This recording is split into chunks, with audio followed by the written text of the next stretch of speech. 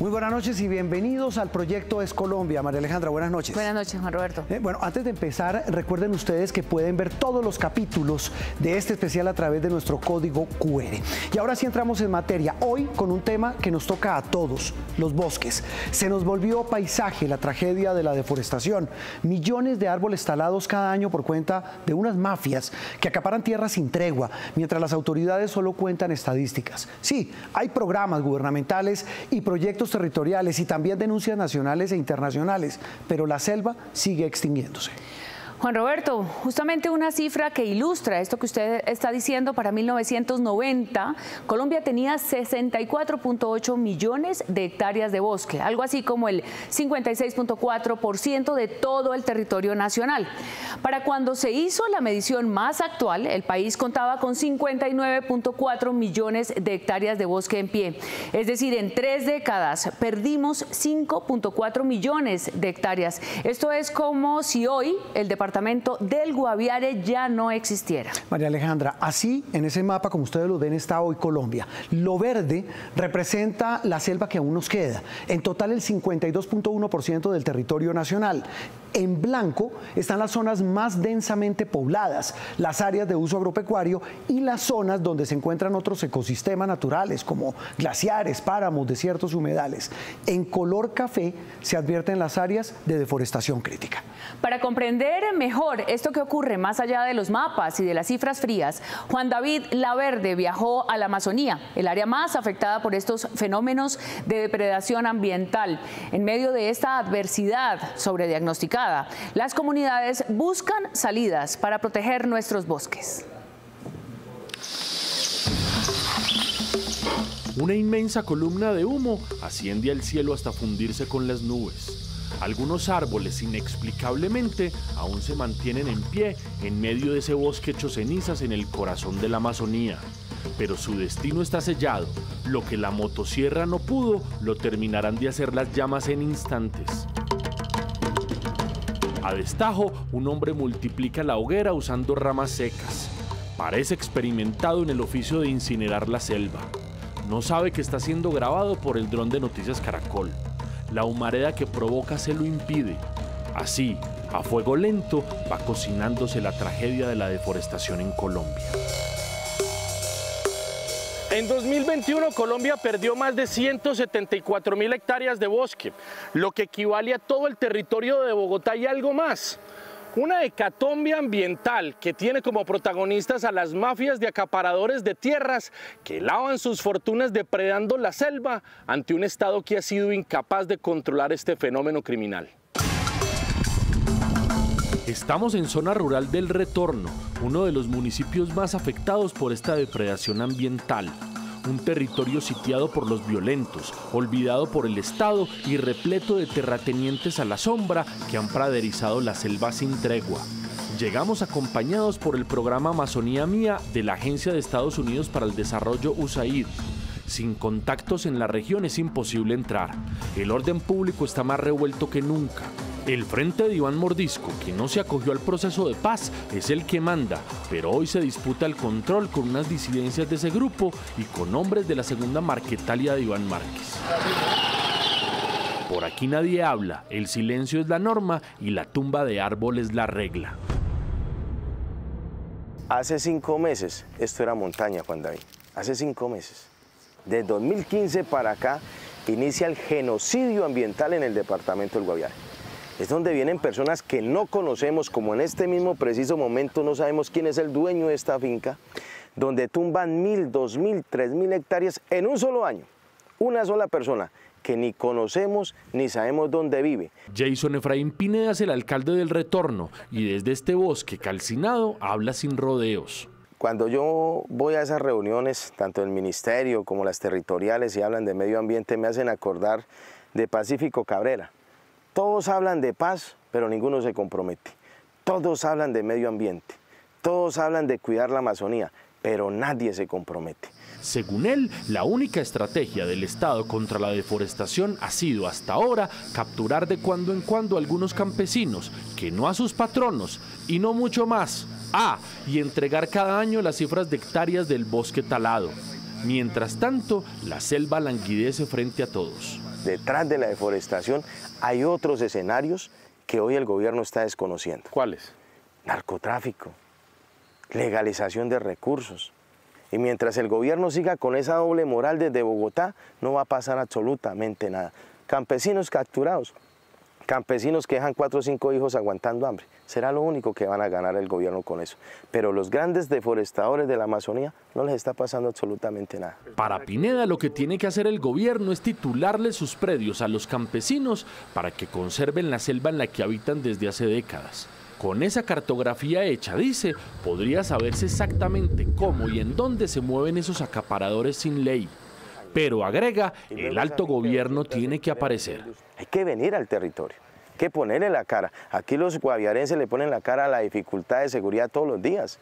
También que lo haga el gobierno. Y si les da miedo al gobierno, si le da miedo a los funcionarios del Estado venir, imagínense en qué temor vivimos nosotros los que hacemos asiento en este territorio. Tan solo en la región amazónica se han deforestado casi 2 millones de hectáreas en los últimos 20 años. Además del acaparamiento de tierras, la ganadería extensiva, la minería legal y el cultivo de coca, otro de los motores de la depredación ha sido la construcción de vías en zonas protegidas. En el llamado arco de deforestación amazónico hay mal contados unos 27.000 kilómetros de carreteras y tan solo el año pasado se construyeron 742 kilómetros más. No solo desde la ilegalidad se hacen estas vías. Hace apenas un mes, el procurador regional Michael Torres le formuló cargos a un exsecretario de Infraestructura del Guaviare que hace años ordenó tumbar un bosque primario sin permisos ni licencias para abrir una carretera. Si un secretario de Obras Públicas de la Gobernación hace eso, pues ¿qué puede esperar el resto del país de un campesino?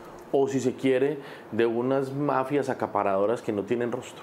Eso nos lleva a reflexionar que el sentido de pertenencia es lo más importante, Juan.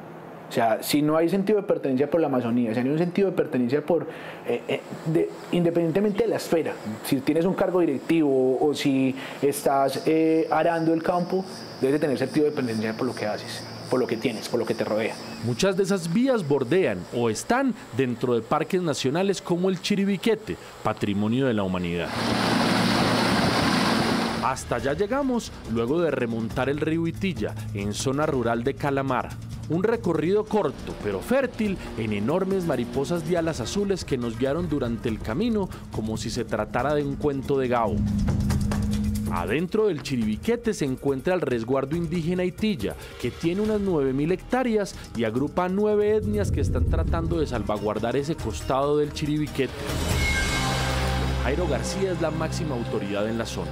Yo llevo aquí viviendo 12 años, donde usted entraron allá, era monte, como le conté esta mañana. Era monte donde cruzaba cajuche, donde cruzaba mico, churuco, tortuga. Y es muy triste uno ver día y noche quemando todo. Eso todo se ve como si fuera Sodoma y Gomorra. Día y noche. Y difícil eso es difícil. Hace apenas 7 meses, en ceremonia solemne en esta maloca, mientras mambeaban y tomaban yagé, representantes de la etnia carijona, que durante décadas habitaron el Chiribiquete, le pasaron al resguardo la posta de la protección de su selva sagrada. Pero allí ya no saben qué más hacer. Las quemas y las talas de bosque continúan ahí nomás. El Estado, entre tanto, no se ve por ninguna parte. Puro discurso desde Bogotá y ya, dice García. Mucho discurso, mucha polémica y no actúa. ¿Qué necesitamos en vez de polémica actuar, demostrar? En las entrañas del Chiribiquete, así suena la selva. Recorremos por un largo rato esta esquina del patrimonio de la humanidad con la comunidad indígena. García dice apesadumbrado que este mundo majestuoso de árboles enormes y tallos babilónicos está desapareciendo. Y con él, nosotros mismos. Hace un siglo, en estas mismas tierras, se dio la explotación cauchera que denunció José Eustacio Rivera en La Vorágine. Calamar y el río Itilla aparecen mencionados en la travesía inmortal de Arturo Cova, publicada en 1924. Royman Giovanni Garcés es el actual alcalde de Calamar y hoy debe lidiar con la zozobra de su comunidad frente a los grupos armados, la deforestación desbordada en su territorio y la reactivación cocalera debido a los incumplimientos del Estado en el programa de sustitución de cultivos ilícitos PENIS. La vorágine es la historia de Arturo Cova y arranca contando que antes de que pudiera enamorarse de mujer alguna, jugó su corazón al azar y se lo ganó la violencia. Casi un siglo después seguimos en lo mismo en Calamar. ¿Usted qué cree? No sé si eso nos haya marcado y obviamente el escrito que está y las páginas que han dejado la violencia en nuestro municipio, pues lo queremos borrar. ¿Qué podemos aprender de la vorágine de José Eustacio un siglo después? Bueno, que tenemos que seguir creyendo en la riqueza de la naturaleza. Garcés reconoce que desde el territorio están haciendo lo posible por conservar, pero también que los ríos de dinero de los depredadores de la selva se llevan cualquier institucionalidad por delante. Nosotros generamos por acuerdo una política pública, que es la de pago por servicios ambientales. Se destina un porcentaje de nuestros ingresos netos para que se le paguen a estas familias dedicadas a cuidar los bosques, a conservarlos, a ver qué es más valioso tenerlo en pie que tumbarlo. Eso suena muy bonito, pero ¿cuánto les paga? Hay que mejorarlo, ¿Cuánto les indudablemente. Paga? No, pues 300.000 pesos y 900.000 pesos cada 3 meses, eso no genera, digamos, la economía que se quiera. Mientras la promesa del gobierno Petro es reforestar 750.000 hectáreas de bosque durante su administración, las comunidades autogestionan proyectos para que la selva se vaya curando a su manera.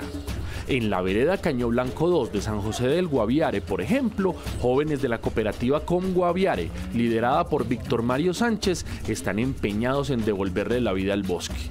Víctor, ¿dónde estamos? Bueno, aquí estamos en un área que ha sido recuperada después de que se deforestó y fue utilizada pues, por más de 20 años para los sistemas ganaderos. ¿En cuánto tiempo, digamos, ha vuelto a crecer el bosque o parte del bosque en esta zona? Bueno, Juan David, esto es impresionante. Hace 4 años iniciamos este proyecto en conjunto con mi padre, con mi familia, donde esos escasos 4 años ha recuperado y encontramos gran diversidad de animales, de flora, de árboles muy enriquecidos, y así como este espacio, estamos trabajando en el territorio 45 predios más desde Com Guaviare. Esta foto es... Cámaras trampa instaladas allí han documentado el renacer de la naturaleza. Los animales vuelven cuando la selva vuelve a darles cobijo. Ahí se ve esta manada de coatíes, por ejemplo. O este imponente danta en busca de comida. También un mono maicero que se percata de la cámara pero sigue en lo suyo. O este oso palmero que parece de ficción.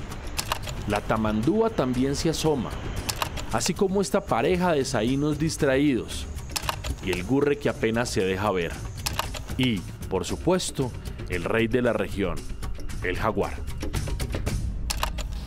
Víctor sonríe porque sabe que la selva tiene memoria y es capaz de levantarse de esos potreros que hoy la tienen sometida. Lo acompañamos a él, a su padre y a la gente de Com Guaviare a sembrar varios árboles. Muchas veces cuando hablamos de progreso hablamos de pavimento, hablamos de construir grandes cosas, cuando tenemos una riqueza natural en la Amazonía que es lo que nos permite el desarrollo. ¿Esto es progreso también? Esto es progreso, sí señor, esto es progreso, y hoy podemos hablar de que estamos buscando estrategia en territorio para que esto se convierta en bonos de carbono. La invitación es a que nos pongamos la mano en el corazón, porque es el oxígeno, es la vida de nuestros hijos, la vida de nuestras futuras generaciones, y sí podemos hacer, sí podemos conservar y sí podemos producir en el territorio. Hoy día son como hijos para uno. Muy cerca de allí, el viejo Agustín Pineda Reyes, campesino y líder veredal, reflexiona sobre la voracidad del mundo de hoy, la codicia que va enterrando la naturaleza y el dinero acumulado que, no importa los ceros a la derecha, ni se come ni se bebe. A veces vivimos mejor los más humildes que no los mismos que dicen ser los platudos, los que se las creen que mandan o que tienen poderes. ¿Qué le da felicidad? Dormir con las puertas abiertas, escuchar que canten las aves, que lleguen a los árboles ahí del pie de mi rancho, ir al caño y cogerme un pescado fresco y comérmelo el día que yo quiera. Eso es felicidad. A 200 metros de allí queda el Colegio Público Caño Blanco 2. Su rectora, Elcira Parra, cuenta que en todas las clases hay un filón ambiental que busca generar conciencia entre los estudiantes para que defiendan el territorio.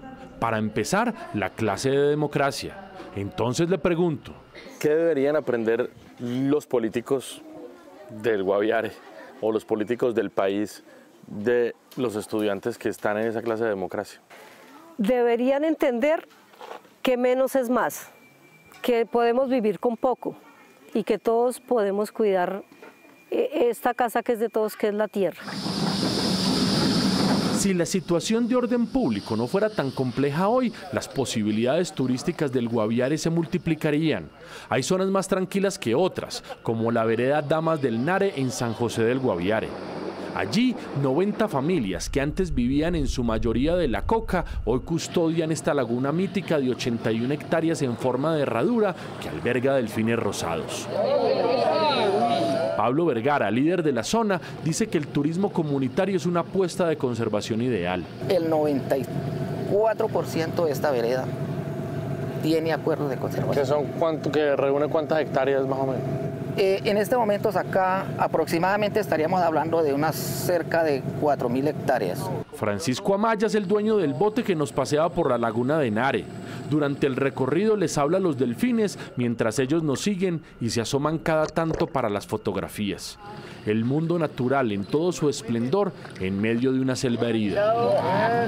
A su modo son guardianes de una región atenazada por la violencia, la depredación ambiental, las mafias del narcotráfico y sus nuevos ricos acaparadores. Y sin embargo resisten. Lo hacen porque esperan que el gobierno venga al territorio cuanto antes para devolverles la paz y quizá recibir una compensación más justa por cuidar este pedazo del planeta.